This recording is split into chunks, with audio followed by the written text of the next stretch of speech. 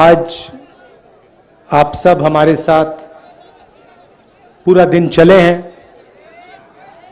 आपने अपनी शक्ति, अपना प्यार इस यात्रा को दिया, इसके लिए सबको धन्यवाद। पीछे कृष्ण कुमार पांडे जी की फोटो है। उन्होंने यात्रा को अपनी जान दी और ये कांग्रेस पार्टी और हम कभी नहीं भूल पाएंगे।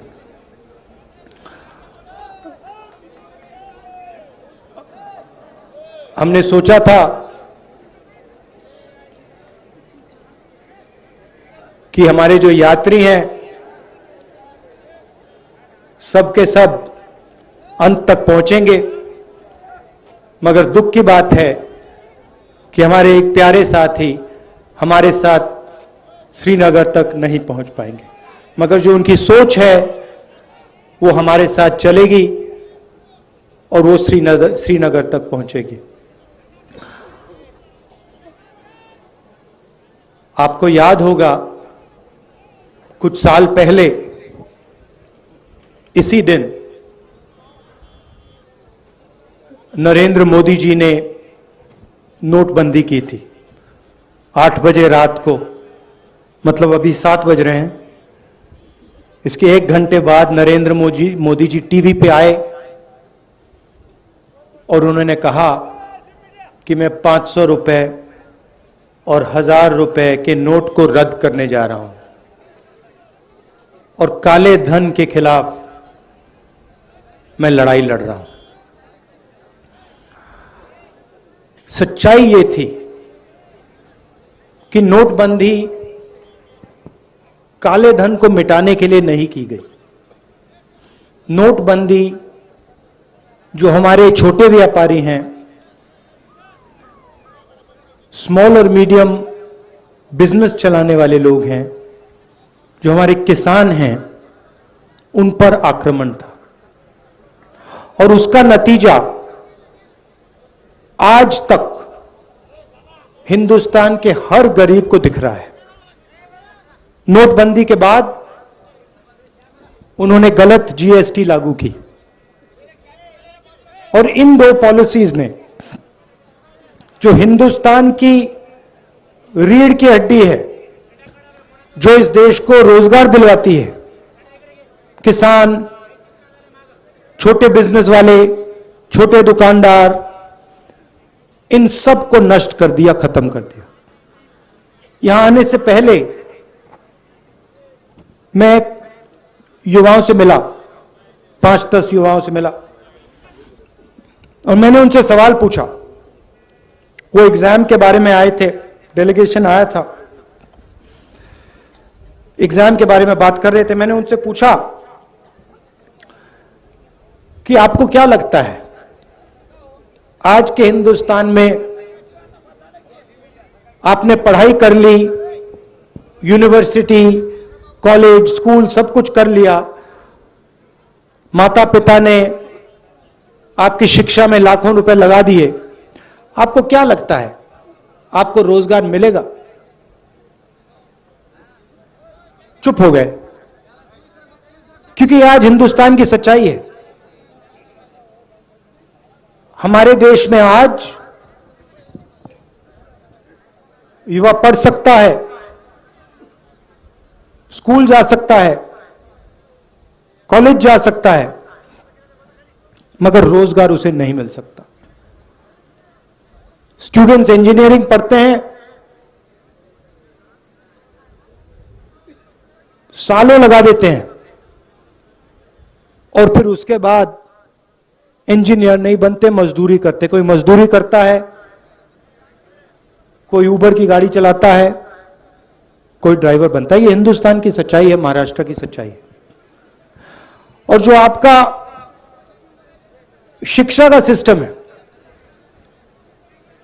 स्वास्थ्य का सिस्टम है, वो पूरा का पूरा प्राइवेटाइज किया जा रहा है।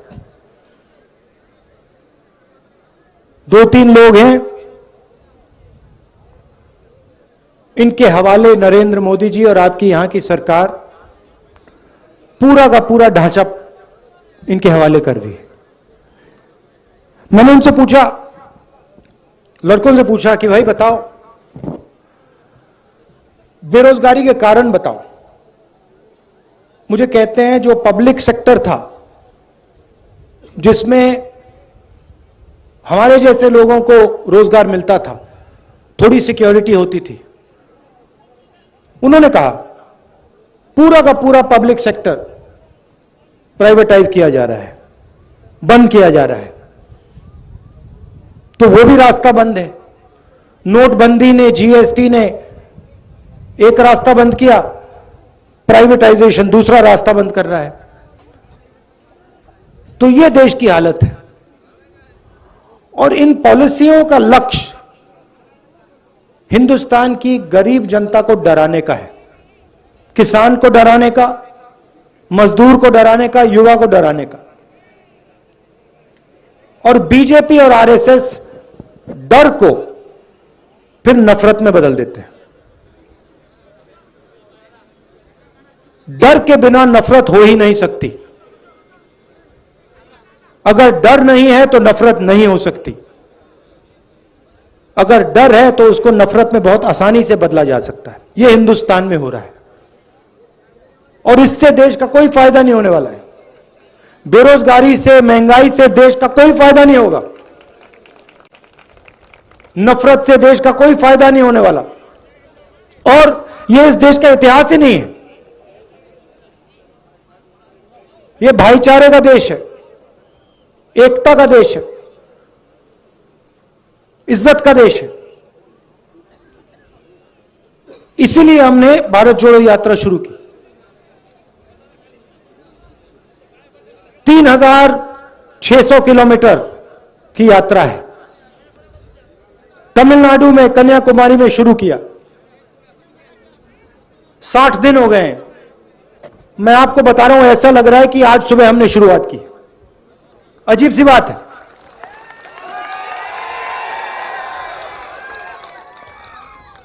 हमारे यात्री, उनसे आप पूछो, किसी को समझ नहीं आ रही बात।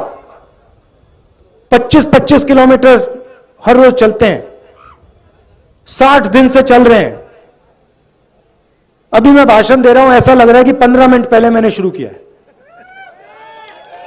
ये हो क्या रहा है? आमतौर से आदमी सुबह उठता है,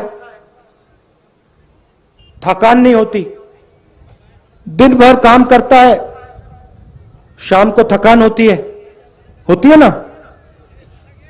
यहां अजीब सी बात है। यहां हम सुबह उठते हैं, थकान नहीं होती, 25 किलोमीटर चलते हैं, 25 किलोमीटर चलने के बाद थकान नहीं होती। मैंने सोचा ये हो क्या रहा है? जवाब बताऊं आपको। हम अपनी शक्ति का प्रयोग नहीं कर रहे। राहुल गांधी अपनी शक्ति का प्रयोग नहीं कर रहा। ये जो यात्री हैं, ये अपनी शक्ति का प्रयोग नहीं कर रहे हैं। हम सब आपकी शक्ति का प्रयोग कर रहे हैं। आप हमें पीछे से धकेल रहे हो। आपका प्यार हमें पीछे से धकेल रहा है। और ये आपका जो प्यार है, ये हमें श्रीनगर तक पहुंचाएगा। और वहां देखना, वहां मेरा भाषण देख लेना। वहां भी मैं यही कहूंगा कि मुझे समझ नहीं आया,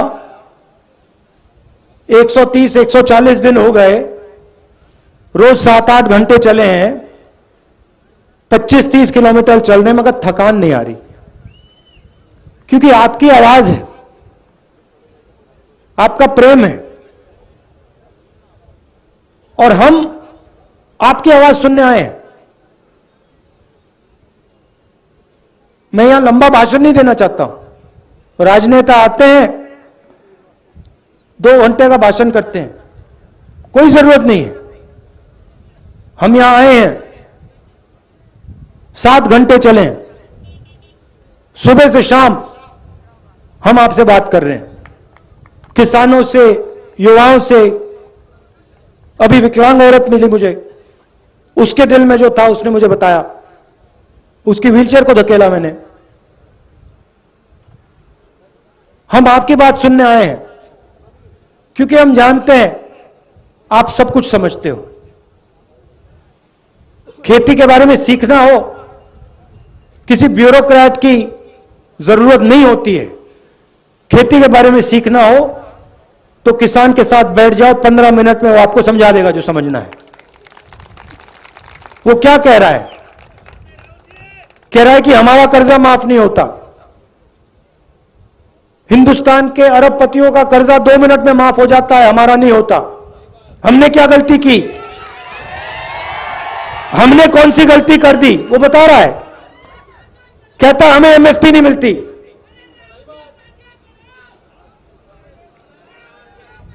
वो कह रहा है, आज मुझे बताया, एक किसान मिला, 20 मिनट मुझे उसने समझाया, जो नरेंद्र मोदी जी की जो बीमा योजना है इसके बारे में बताया। कहता है कि हम पैसा डालते हैं, सरकार पैसा डालती है और सीधा का सीधा पैसा हिंदुस्तान के 2-3 सबसे बड़े अरबपतियों के जेब में जाता है। हमारा खेत बर्बाद होता है, आंधी आती है, तूफान आता है, हमारा खेत बर्बाद हो जाता है, तो ना हमें इंश्योरेंस कंपनी का फोन नंबर मिलता है, ना ऑफिस मिलता है, ना पैसा मिलता है।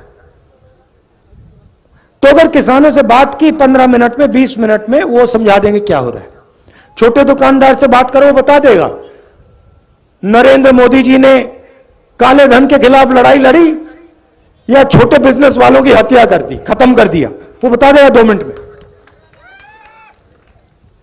युवाओं से पूछो, कहेगा, युवा कहेगा कि भैया मुझे रोजगार नहीं मिल सकता, कुछ भी हो जाए, मैं जानता हूं मैं इंजीनियर नहीं बन सकता।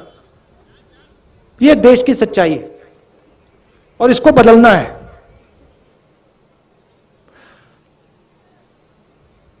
और ये देश में आरएसएस और नरेंद्र मोदी जी ने, बीजेपी ने नफरत की राजनीति शुरू की है। भाई को भाई से लड़ाते हैं। अच्छा, मैं आपसे पूछता हूं, परिवार में जब 2 भाई लड़ते हैं तो परिवार का फायदा होता है क्या? परिवार में बेटा और पिता लड़ता है, परिवार आगे जा सकता है क्या? बर्बाद होता है ना। तो फिर आप मुझे समझाओ, अगर जब भाई भाई के साथ लड़ता है परिवार बर्बाद होता है, तो फिर यहां देश में अगर भाई भाई से लड़ेगा तो देश का क्या होगा? बर्बाद होगा। तो ये लोग अपने आप को देशभक्त कहते हैं। कैसे देशभक्त हैं ये? देश में नफरत फैला रहे हैं, एक भाई को दूसरे भाई से लड़ा रहे हैं, एक भाषा को दूसरी भाषा से लड़ा रहे हैं, एक जात को दूसरी जात से लड़ा रहे हैं, एक धर्म को दूसरे धर्म से लड़ा रहे हैं, और फिर कहते हैं हम देशभक्त हैं। कौन से देश के भक्त हो आप? इस देश के भक्त तो नहीं हो। तो इसीलिए हमने ये यात्रा शुरू की, और इसमें 1 इंच मतलब हम शुरू करेंगे, कन्याकुमारी से शुरू किया और कश्मीर में, श्रीनगर में ये जो हमारा तिरंगा है उसको हम वहां के जाके लहराएंगे। और आपने हमें इतनी शक्ति दी है, इतना प्यार दिया है, मैं आपको बता भी नहीं सकता। मैं यहां 3-4 घंटे बैठ जाऊं तब भी मैं आपको समझा नहीं सकता कि आपने मुझे कितना दिया है, कितना प्यार दिया है, कितनी शक्ति दी है। इसलिए मैं दिल से आपको धन्यवाद करना चाहता हूं, दिल से धन्यवाद करना चाहता हूं। और एक बार फिर आज दुख का दिन है। पांडे जी झंडा झंडा लिए चल रहे थे, झंडा लिए चल रहे थे, आखिरी सेकंड तक झंडा लिए चल रहे थे और फिर शहीद हुए। तो ये मीटिंग उनके याद में है। उनके परिवार को, हम सब का, पूरी कांग्रेस पार्टी का, हर कार्यकर्ता का, हर नेता का प्यार, और उनको मालूम होना चाहिए कि ये पूरी पार्टी, इस पार्टी का हर एक कार्यकर्ता, इस पार्टी का हर एक नेता आपके साथ है। आपको घबराने की कोई जरूरत नहीं। धन्यवाद। जय हिंद। नमस्कार।